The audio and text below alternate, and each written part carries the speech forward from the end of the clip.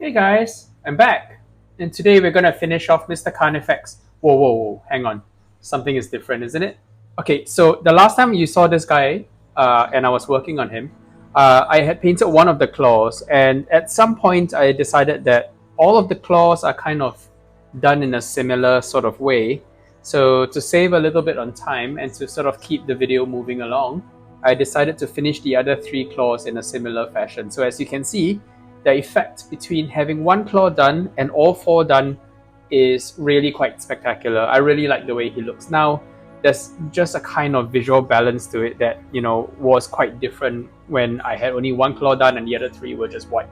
So today we're really just gonna finish up his legs, his sort of pelvic area, as well as his hooves, which are nice and big and visually quite distinctive. And we're gonna just jump straight into it. So colors that I'm using today are going to be much the same as the last time. For the hoof areas, which I think I will pick up first because that helps me to set which areas are in which color. I'm going to start doing that in Skeleton Horde first, and for this you can sort of really see how nice the detail is over here on the hooves. On his thigh plates, he's got these big louvered, almost like washboard kind of scales, and this basically happens on both sides. It does get very close to his upper arms, so you need to like sneak a little bit of paint there in between. Even if I do get a little bit of this on the red, I don't think it's going to be the end of the world, simply because the red is so intense that it'll probably drown out, just the skeleton horde. But I think we're going to try to do our best to be as neat as possible anyway, simply because that would save us a step when it comes to touching up. So you might have been wondering where I was over the weekend. Over the weekend here in Singapore, I know it's Monday it's Sunday in the US, but it's Monday over here in Singapore now, and I've been getting upgrades. Yeah, so upgrades not with the camera or the sound or anything like significant like that, but more of a quality of life upgrade for myself. I've invested in a standing desk. Don't worry, I'm not going to try to sell you a standing desk, or at least any specific standing desk, but I'm going to like plug standing desks in general because this desk is really good for anyone who does a lot of sitting around all day. Previously, all my videos, I was doing them all like sitting down, and I gotta say that after a while, my back started to get really tight, and it was actually quite hard for me to keep doing videos. So for too long at a sitting, because you sort of sit for like an hour or two, and it's quite natural to sort of slouch a little bit to one side when you're sitting on a chair, especially when you've got a camera cradle dangling in front of you. So at some point, I decided that it might be a good idea to invest in a standing desk. So I did that, and when it arrived, I had to assemble the darn thing. And unfortunately, it took me a little while to get it sorted out because it was a little bit complicated, and frankly, it was a bit unwieldy to handle. But eventually, I did get it together, and I have to say, standing desks, guys, standing desks. If you spend any amount of time painting, or doing like very focused work at your desk, or even if you spend a lot of time gaming, do standing desks. I don't know why all desks aren't standing desks at this point. And I mean desks, as in desks for like work or for your laptop or similar stuff, or even just painting models. But dude, they make so much difference to the way your back feels at the end of a session. You know, um, after a session, painting at a standing desk, I still have no negative sensations in my back, and it makes a lot of difference to my mood in general. I'm not quite so slouchy and just generally irritable. Yeah, standing desks have been a revelation for me, and I'm not going to plug a standing desk simply because I'm not interested in selling you any one specific desk. I hope you find one that works for you. But in general, I would like to say standing desks make such a big difference, and they really improve your posture over time. I think I'm standing straighter than ever before. So there we go. Anyway, back to the miniature. Cool. So I have put together all of the areas covered in this kind of like sort of shell-like material, this chitinous material in Skeleton Horde. Just making sure that the shadows are equally deep and that there are not too many of these funny patchy areas. even if you do end up with a few patchy areas, I don't think it's going to matter too much because we're going to come right in and basically do a striated highlight. That means paint on a series of lines over the top, and that probably will give us that kind of finished, hard, sharp kind of hoof edge that we want to have. And it's a sort of a feature of the miniatures as painted by the heavy metal team back in the day. So, right, I'm just making sure that I get all these little corners. Plus, I think he's got these like little, I don't know whether they're called dew claws, but they're sort of these little like atrophied little extra fifth claws. And this one over here on the back as well. It's really interesting the configuration of these like claws, because this is unlike any like terrestrial animal that we know, right? There's this configuration, although it kind of looks, I don't know, like an elephant's foot. I don't think any terrestrial or earthly species has this kind of configuration, and that's just one of the little ways that it's you can really sort of add to the world building of your miniatures, because fluff wise, these are creatures that are supposed to have originated in another galaxy that got taken over by the Tyranids, and therefore they resemble nothing like anything on Earth, which is kind of cool. Really like this little detail. Yeah. Okay, more than likely somebody just thought it would be cool to have these overlapping horn plates, but I like how it works for our world building / headcanon anyway. Alrighty, okay, so that's kind of done, and then he does have these weird horn plates over here as well. I wonder whether those would look better in bone, or let's do them in bone. I think they're interesting enough to warrant it. So I'm gonna grab some more skeleton horde. Sorry, don't mind me. And I'm gonna slap these onto these bone spurs on the back. Okay, so nothing too complicated here, except that we want to let gravity sort of bring the color down to the base so that it concentrates at the foot of these bone spurs, like over here, like this.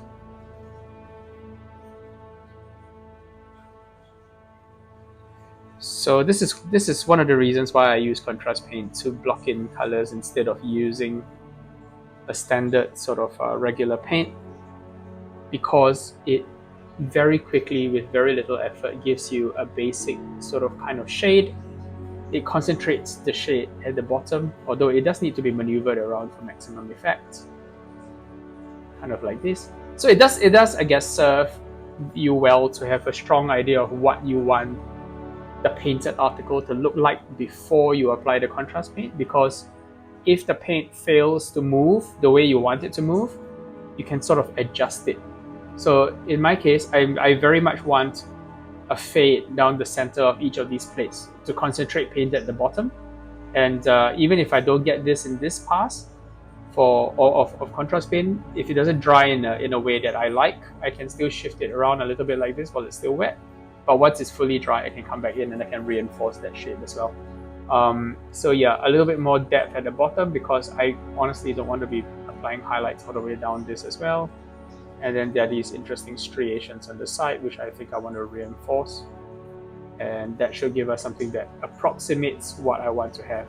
So as a first pass, I don't mind if it's too dark, if it's not too dark, but I will definitely come back in to reinforce this in a little bit. So kind of like that. I think you can sort of see where I'm going with this, but I don't think the contrast paint is obeying me 100%. So I'm just gonna let this dry fully, and then I'll come back in and refine that a little bit.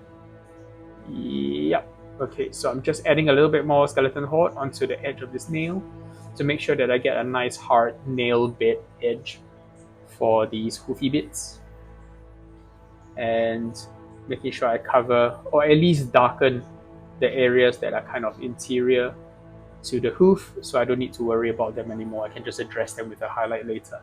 And just in case you're worried about the lack of contrast, i.e. the light to dark fade between the flat bits and the areas in between. Once that's fully dry and you apply a few highlights to the raised parts of the hooves, you'll find that actually the darker areas look darker than they did in the beginning, because colors, when placed next to a darker color, naturally appear lighter in comparison. So the other issue here is that this side appears to be a little bit too dark, which is something that can happen. So I'm going to sort of gently take away some of it. There's a little bit of tide mark action going on there, but I don't think it's going to matter, because once I apply the highlight, it should look okay. As opposed to having too much shading in the recesses, which I think is a bigger problem to fix with the next highlight. Cool, so we're going to come back in and we're going to do all the stretched tendony bits again. So Magos Purple again is my color of choice. Magos Purple is just really versatile, kind of organic looking purple. It's got a little bit of fleshiness, pinkiness in it, so that should work really well to address sort of the exposed muscle fibers and striated bits that you get.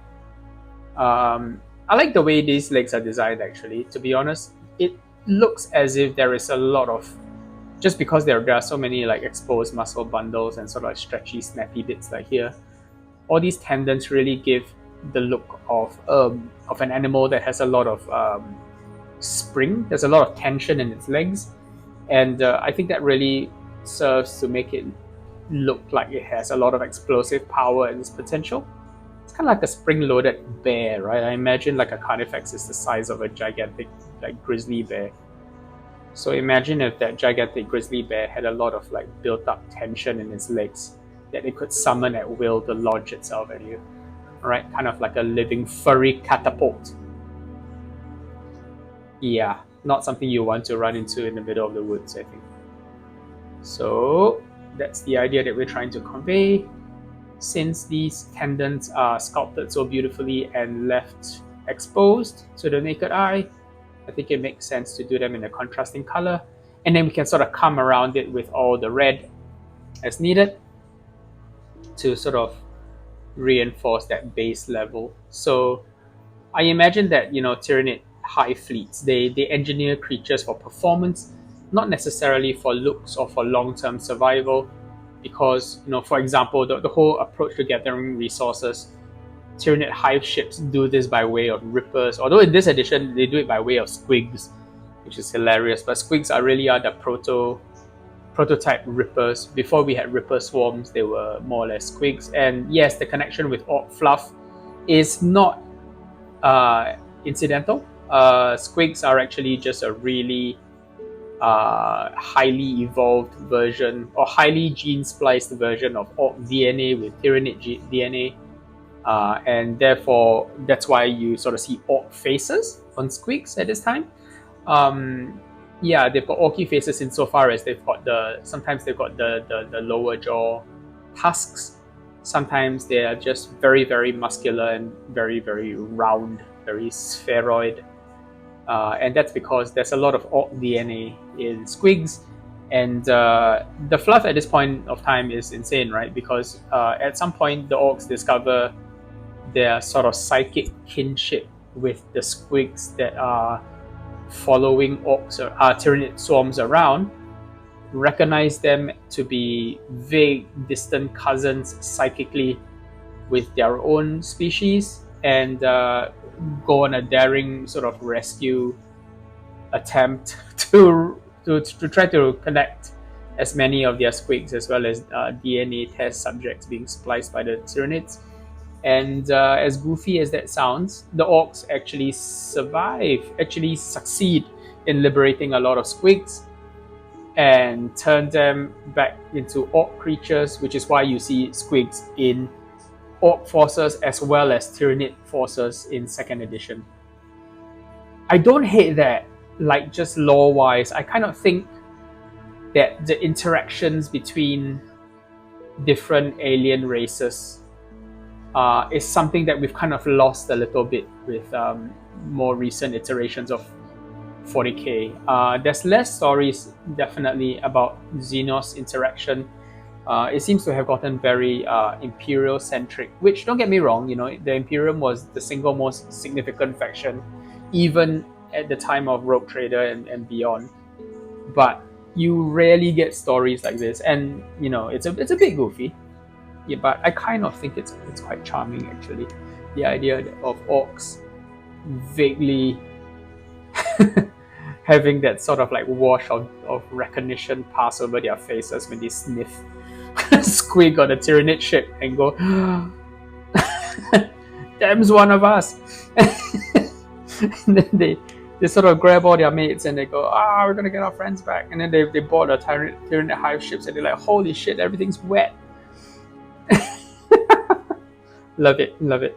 It's just insane enough to you know, connect the dots in the 40k setting. It's just madcap enough that it kind of makes sense. And to be fair, it kind of it's a bit of a story that's in keeping with both what we know of the Tyranids, insofar as they are gene manipulators extraordinaire, and what we know about orcs, which is that they're wildly loyal despite being fractious and rambunctious, and you know, even though they get into fights with each other, they draw a line at the common foe. So I really like that story. And to be honest, I'm very, very tempted to try to track down some Tyranid squigs. When I was a lot younger, I had a pack of squigs, and I included them into my sort of various attempts to collect a Warhammer Orc army. Back then, there was no real explanation of why they looked the way they did. They were always just a sort of grab bag of different sort of biological weirdness combined with a vaguely orcish kind of visage. So you could have what essentially looked like an orc head, but it had spidery legs. And it was only later that I realized that a lot of these stories, or a lot of their appearance, was really based on what you had in in Neil Watson Space Marine, which is another book that is absolutely psychotic in its treatment of the 40k universe. So yeah, that's kind of amazing. And I gotta say, you know, at the time, maybe I felt it was a little bit silly that, you know, the orcs were so intimately connected with the Tyranid fleets at the time. But over time, I think I've come to love it. I think it really reminds you of the vastness of the 40k universe and how everything has very unexpected interactions. And I think that sort of makes the universe feel large and unknowable, which is something I really like. Cool. I'm going to need a little bit more red because this model, with all its multitudinous folds and crevices, it's really drinking up my red contrast. Yeah. So this is Blind Angel's Red plus Gryphhound Orange, which is just a recurrent character at this point in these videos. So yeah, so I apologize, I've been away for a little while, a couple of days. Ideally, you wouldn't even have noticed my having been away, ideally, because, you know, I had hoped for these videos to be a very regular feature, and I'm still very, very committed to making them a regular feature. But every now and then, real life and the needs of my lower back take precedence over my ability to produce content. But I will try to keep these absences to a minimum and try to make sure that I bank up enough of these videos that you always have something to accompany you while you work on your own projects. And I hope your projects are going great, because yeah, sometimes a little bit of regularity is really what we need, right? And there's nothing like you know, a lack of lower back pain to keep your miniature painting regular. Cool. So I really like the detail that's quite subtly sculpted onto these thighs, like the little pits over here, which they look like almost like the ampullae of Lorenzini on the face of a shark. They're just, more than likely, they're connection points on the inside of the limb of the chitin for, I guess, more tendons, the elastic sort of spring in its step. But also back to my point earlier about how Tyranids don't really care about the aesthetics of a species or its longevity necessarily. Like I mentioned, Ripper swarms are just designed to crawl around on a planet's surface, consuming things, dead Tyranids as well as dead um, other species alike, consuming them and then ultimately rendering them down into body mass when they sacrifice themselves back into spawning vats. So they deposit it by way of, I guess, group self-like mass unaliving by leaping into a vat of digestive acid.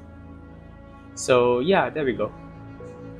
Very, very functional, not very long-term as a survival strategy, but achieves what the Tyranids want, which is a really simple way of collecting all of that tasty, tasty biomass into their spawning pools so that they can then generate the next generation of horrible beasties. So we are continuing to apply contrast paint on the leg, and I hope I'm kind of impressing on you the value of using contrast paint on these early Tyranids, because there is a great deal of really quite subtle detail, which would have been kind of nightmarish to do back in the day using regular acrylic paints.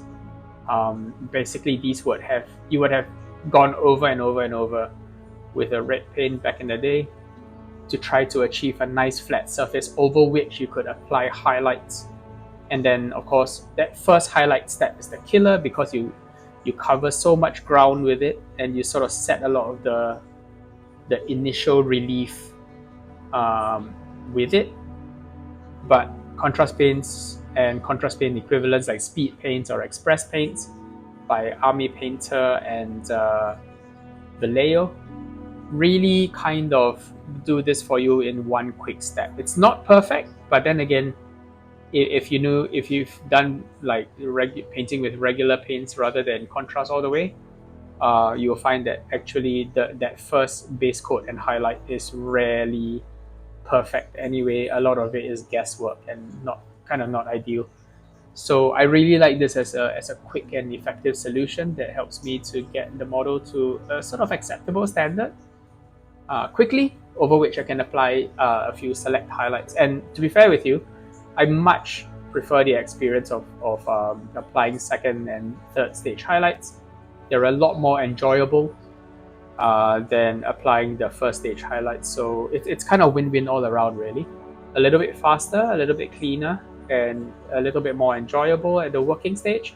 And then after that, I get to focus on the part which I really like, which is the sort of refining highlights to sort of determine where I want the sort of viewer's eye to be drawn to.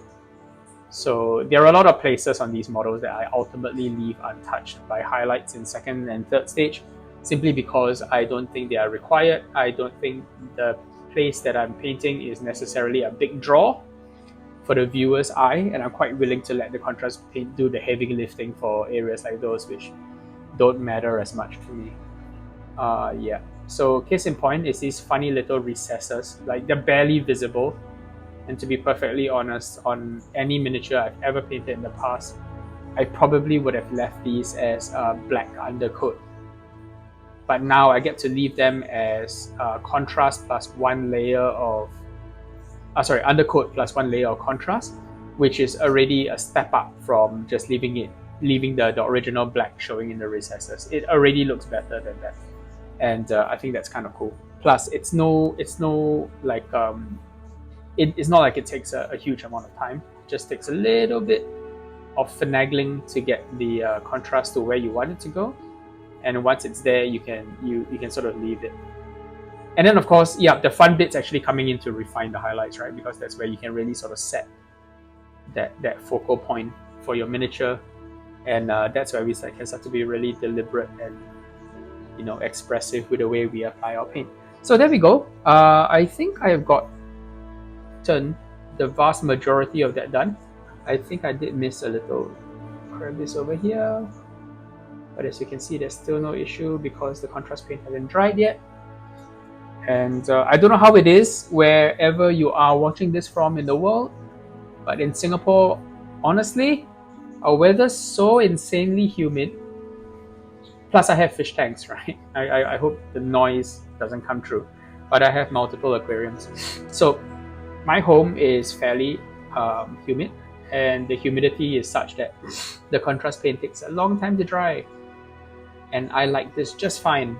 In fact, if you've had a chance to use Vallejo Express paints, you'll find that they dry even more slowly because those paints are designed to be diluted to be used in one go.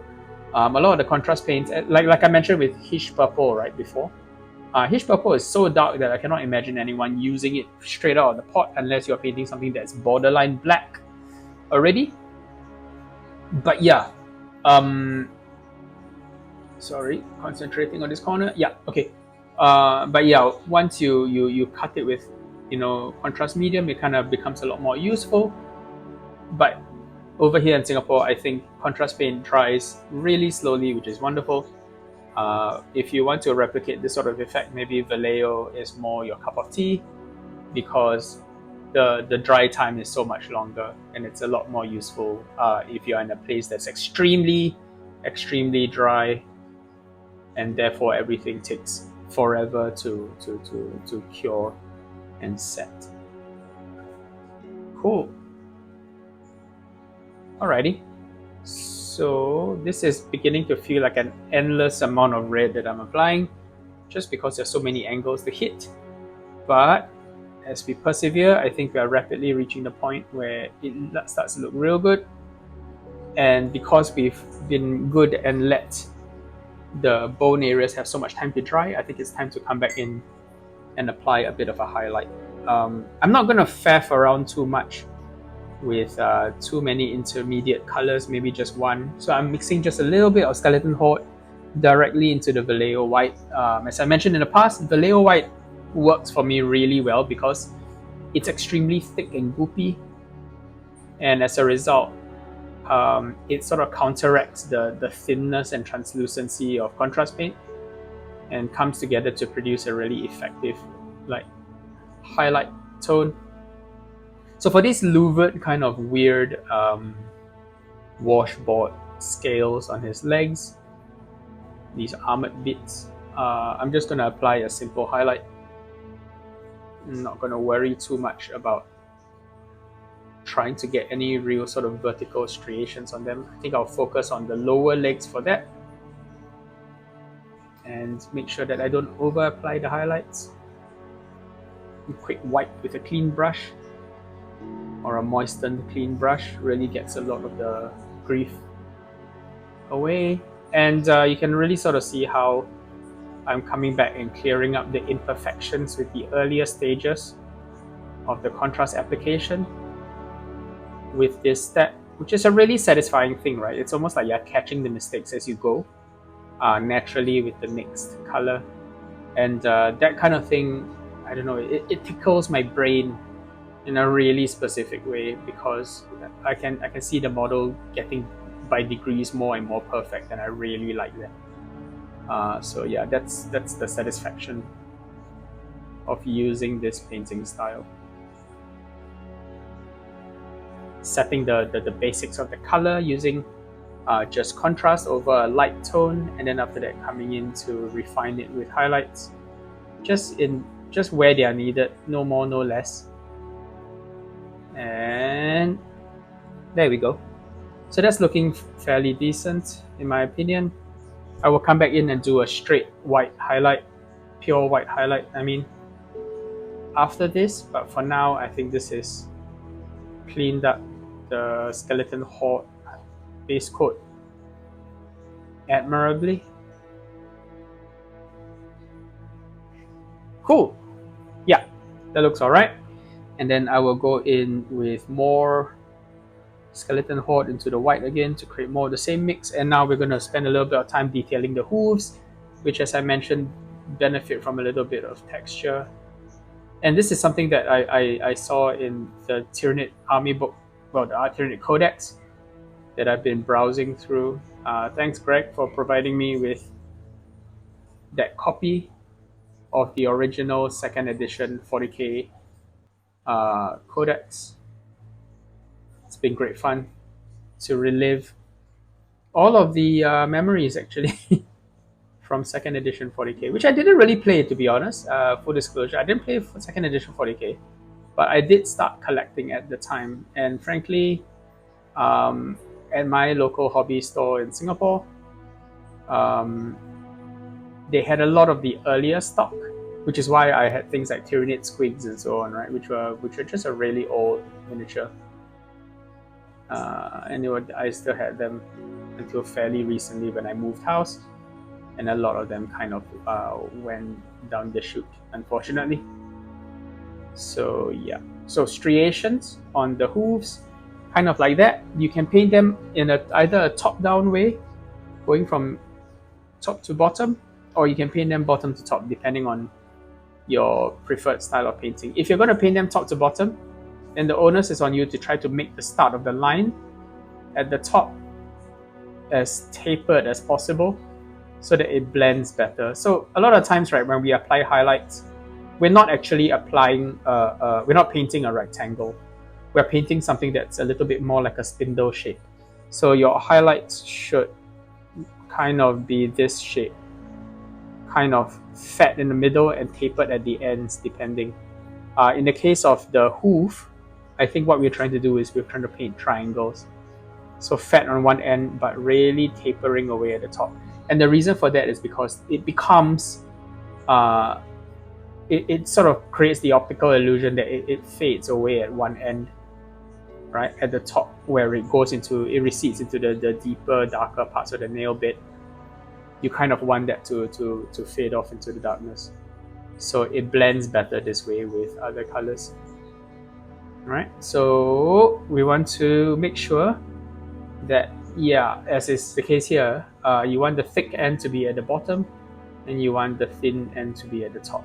So like I said, you can either start top to bottom like this, painting little essentially triangles, or you can sort of start bottom up. That works as well.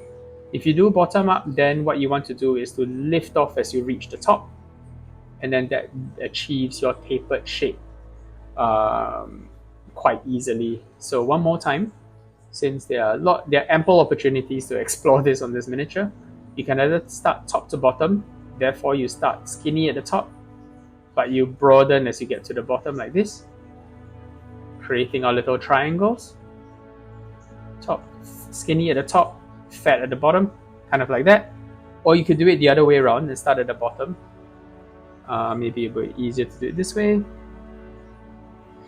Start fat at the bottom, and then let it sort of taper as you get to... Sorry, start fat at the top, and then let it get sort of tapered at the bottom of your stroke. Like that. So either way, you get the same result. Just do whatever's more comfortable for you. And as I've mentioned in previous videos, really, when you're painting details like this, you're just really mastering that one top to bottom stroke, whether top to bottom or bottom to top. It's up to you really, as I just mentioned. But the point is that you are trying to get just really good at this one vertical movement of your brush. You never kind of highlight like this. It's kind of weird, and it kind of demands a lot of fine muscle control from your hands. And let's face it this way, the vast majority of us don't actually do anything like this in our real lives.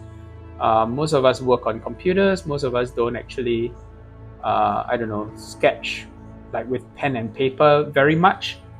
Kudos to you if you do, but most of us don't. So it really makes a lot of sense to try to perfect this one motion for the purposes of our painting, and then try to get the most out of it by rotating the models to fit the orientation that best aligns with this motion, so that painting is a lot more easy and a lot more effortless.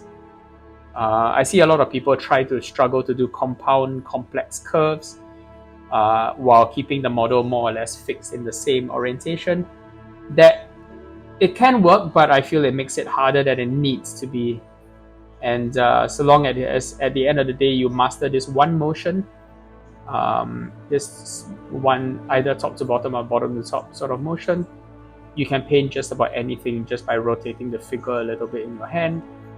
And yeah, another thing about standing desks, I promise I won't spend too much time talking about this, I swear, but please get a standing desk for yourself, is that you can raise up the desk to the point where you can brace your hand directly against it, just as I am here. So it's a little bit off camera and you can't really tell, but now I've got my hand resting directly on the surface. In the past, I would have to rest my wrists against each other to brace them and to brace the miniature, to hold it in place while I paint on these little detailed lines. Now I no longer have to, I just brace them directly on the table, and let me tell you, it's so much more stable and so much more comfortable. So it can make a difference to the way you work. Cool. I used to have an aquarium on this table as well, a tiny little desk aquarium with like a little catfish. But the problem is that I used to send them scurrying for cover every single time I sort of hit the table or use my vortex mixer for my paints on the surface. And I think it kind of gave them a little bit of PTSD. So now I'm really happy to have moved them to the top of my shoe cabinet, which is on the other side of the room. Incidentally, before I got my standing desk, I used to sometimes use that shoe cabinet as a surface for me to work on, especially on writing on my laptop. I also used it for like Zoom calls and so on. So I really do have a preference for working while standing. It takes a bit of getting used to in the beginning, but as with all things, give it a little while and eventually it gets really, really comfortable to use, I promise. It's really good for your back. Really good. You sleep better, paint better, and therefore your eyesight is better because you strain it a lot less. Okay, rant over. Alright, so we are moving on with all of these creations. To be fair, there are a ton of these, more than I thought there were. But sometimes that's what painting is like, right? The more you look for details, the more you find. And it's kind of easy to get a bit zen about it as you paint, which is great. As mentioned, painting is my go-to sort of relaxation. A lot of people find it stressful on the eyes, but in my opinion, with a bit of practice, it becomes second nature and you need to sort of think a lot less about where paint goes, especially if you're just working with really easy to use tools like contrast and a few basic highlights. So yeah, it becomes vaguely meditative and calming and really easy to do, and so greatly enjoyable. So you can see as I apply this highlight down the edge, it's made the center of these spurs look a lot darker, and I think that looks pretty good. That's kind of what was trying to achieve earlier when I was endlessly adjusting the pools of darker skeleton horde and trying to channel it to where I wanted it to go. All I really had to do was let it dry and then apply the highlight, and then suddenly it's as dark as I wanted it. In fact, previously I kind of think it might have become too dark, which is definitely a thing that can happen with contrast paint because it tends to flow all over the surface, and the pooling can be excessive, very excessive indeed. So maybe this is a better way of achieving that. So I'm on to the second highlight, and this should go way quicker because all I'm really trying to do is to catch the very edges of these plates. Should be a lot faster now, and we can really zoom through this. I want people's eyes to be drawn to the top of these bony spurs because they've got a really interesting shoe-like shape. And I want them to be drawn to the sharp edges of these hooves. So where before we did the sort of top to bottom thing, we are continuing to do it, but we're only going to emphasize the bottom edges now. So mix-wise, this is almost pure white with a very small amount of skeleton horde just to give it a bit of a tinge to help it blend. Make too much of a big jump between colors and you'll find that it can look a little bit rough, and your eyes can easily pick out where the colors start and stop. But if you sort of use an intermediate color judiciously, the surfaces start to blend together a lot better, and it starts to look a lot more smooth as a transition, and that's kind of really what you want to do. Okay, so still going round the bottom.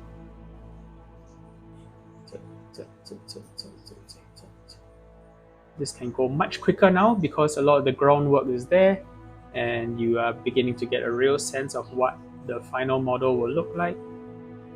You're just really adding additional layers to emphasize the very edges of this strange foot orientation.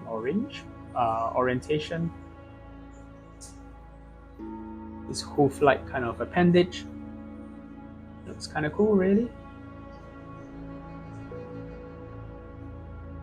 So as I do this, I try my best to just regulate my breathing, because I think there's a danger of worrying, of sort of thinking too much about it, and then your head gets a bit shaky.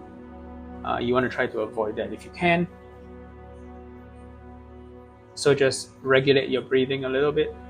Not full on holding my breath, but definitely taking longer, slower breaths unconsciously as I do this, because I've done this a lot. But if you're fairly new to painting, you might want to start doing this more consciously, slowing down the rate of your breathing and making it more even so that your hands shake a lot less. And don't forget, of course, to brace on the nearest surface that you have, whether it's your other wrist or the edge of your table, as you can do with a standing desk. Just don't hunch over too much if you can avoid it. Yeah. Okay, so just keep going. I find that it doesn't take too much of this at this stage to have a good effect on the model. It's not too subtle. It can be appreciated even in one pass, and yeah, you should be good to go.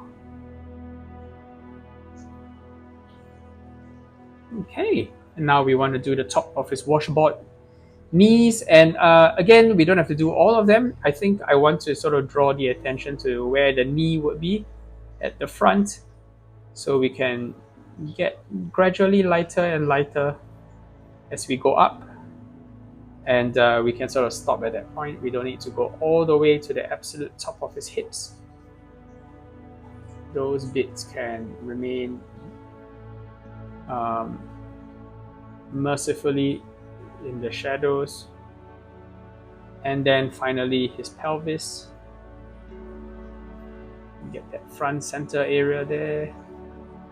Do a bit of that upper lip, because we are painting light approaching zenithally from above, so it makes sense that the brightest point should be this exact location here, this lip, kind of like the lip of a mug. That's where the light catches and it's most visible. And I think our boy is starting to look real handsome. So a little bit more over here. And then I think what I need to do next is to drop a bunch of shyish purple,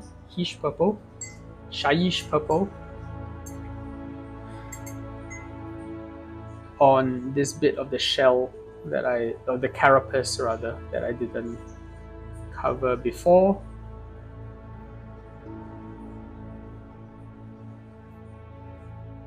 Nothing more satisfying than coming in to block off this last section of unpainted white in its requisite color, or in its appropriate color.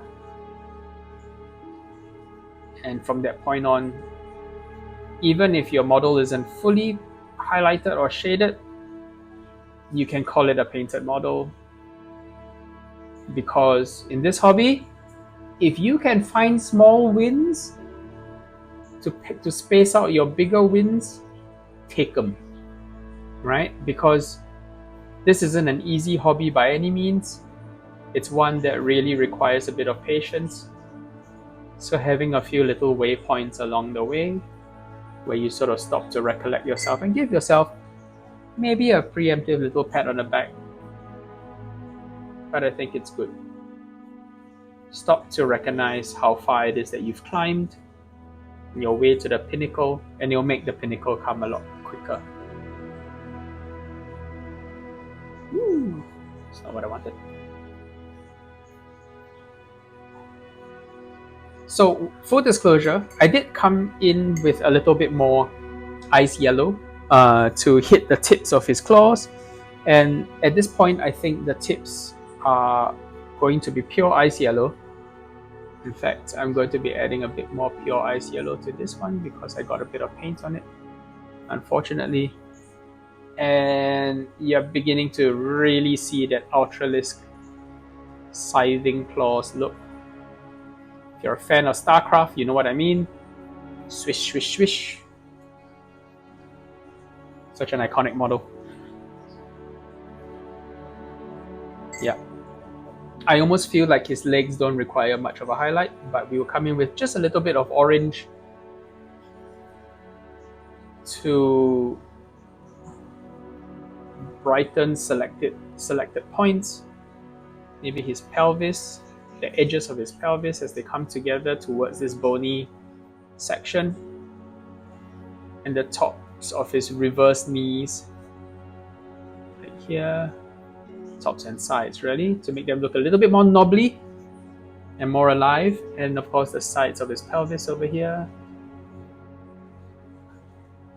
because there really is an interesting kind of ridged structure on the edges. A lot of these shapes I feel were inspired by that sort of the sort of real life curves of sectional vertebrae. So they are recognizably organic and a little bit upsetting for us to look at as humans, because I think subconsciously we understand what bones look like. And to see these bones like exposed and in full view, I think that's deliberately a bit of the body horror element of this miniature coming out. And just, I mean, these are textures which are universal across Tyranids at this point, which is why they were so effective visually, I feel. Even if, you know, they have aged a little bit, I think it's still kind of possible to appreciate what the sculptor is going for. The way I like to describe it is they're derpy in the best way, because they're derpy with intent. And you can really sort of see what the sculptor was going for, and to what extent the sculptor has succeeded in translating a very complicated concept to miniature form. There's a little white dot over here, and there's a little bit more red required to cover up that area. But I think he's looking really good. A little bit more orange on his thighs, and I think we are rapidly approaching the point where we can call our boy done. Soon. Very, very soon indeed. A little bit more on the outside of his thigh. Sorry if that claw is blocking a little bit. So sort of feather that in. Apply a thick highlight first, and then either feather it in with a moistened brush, or sort of apply a little bit of the original contrast to cut back into the highlight as we've done before. And yeah, that should look pretty effective. So I'm going to come back in. I haven't forgiven this for not having achieved it in the first pass, but I'm going to apply a bit more skeleton horde just in the lower half, like this, and then just let that dry. That should achieve our purposes just fine. A little bit on the lower edge, and I think we're beginning to look real good. So he's more or less done. I think I just want to come in, and I never quite liked the emerald green on the back of his head just as is. I think I'm going to switch to a finer brush, and I'm going to apply a little bit of really fine highlighting using a small brush. And I really like these little like veiny bits on the back of the head. I think if you had to point to a place where you could sort of tell immediately where the mind control element of this poor extragalactic creature would be, this is kind of where that tyrannid organism is bound directly to its host at the back of its head via these awful dendritic sort of almost like tree roots or just ganglia, these disturbing neurons puddling into its soft fleshy tissue. Yum yum yum yum. Kind of like veins passing through gummies in the worst possible way.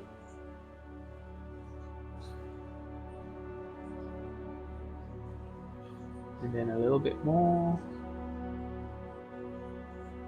And this time we're just going to focus on the thickest veins.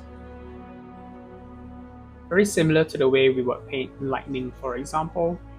You focus on the areas where the lightning sort of meets other branches to join at the base of a thicker branch. And you sort of rapidly get this sense that the veins are kind of coming together to connect with thicker veins on their way back to join the main mass of ganglia. So I think that looks better. Could be better, but I think very okay for what we're trying to achieve. And I think he's starting to look real good.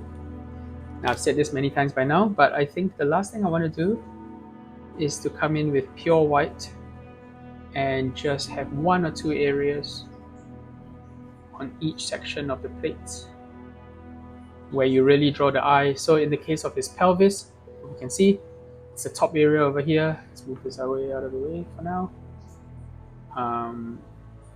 Just the center of these plates on his knees. As we get towards the end of his thigh, towards where the knee would be if this was a human.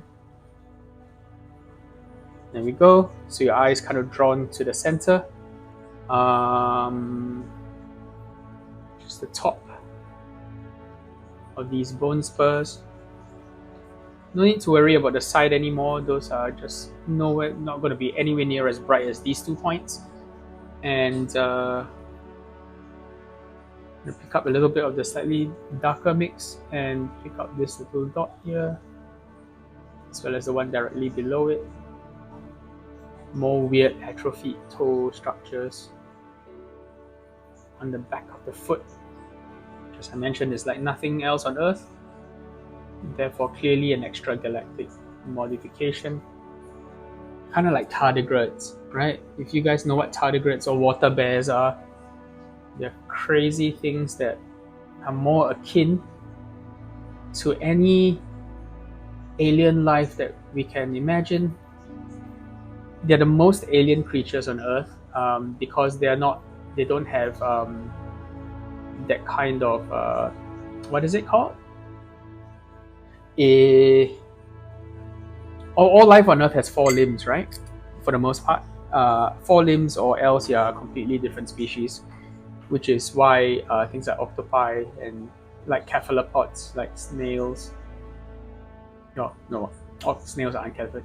Snails are gastropods. Sorry, cephalopods like snail and like nautiloids. There we go. That's what I was thinking of. Nautiluses, squids, and so on. They have weird numbers of limbs. But yeah, tardigrades have 8 limbs. Water bears, they're tiny little creatures that live in stagnant water and hunt other microorganisms, part of that bizarre food chain. But yeah, they've got 8 limbs, as well as vestigial claws on every one of their hands. There are many grasping hands.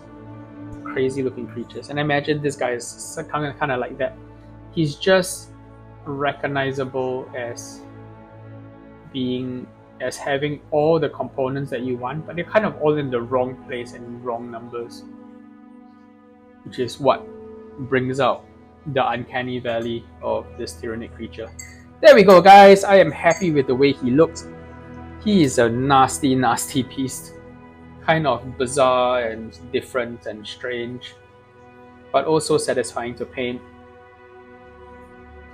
A lot of you in the Facebook group that I frequent for 2nd edition 40k mentioned that this guy is a real joy to paint. I wholeheartedly concur. He is a wonderful beastie to paint. The details really nice and sharp and clear. The only problem I had was in trying to blend the top half of his head to the lower half of his head, which is built into his torso. So there was a little bit of green stuff work to try to connect these 2 points. Still not perfect, but I think it's fine. But the rest of the model is an absolutely wonderful thing to paint. If you can get your hands on one of these guys to paint, I guarantee you won't regret the process. And I can sort of see why this model, despite being, derpy and all that, was really one of the most iconic miniatures of its time, because of its size, because of its presence on the table, and also because the model itself was really fun to put together and paint. So there we go. Hope you enjoyed it. Have a good one, and I'll see you in the next one. Cheers, guys. Love you all. Like, comment, subscribe, all that good stuff if you're enjoying yourself. See you next time.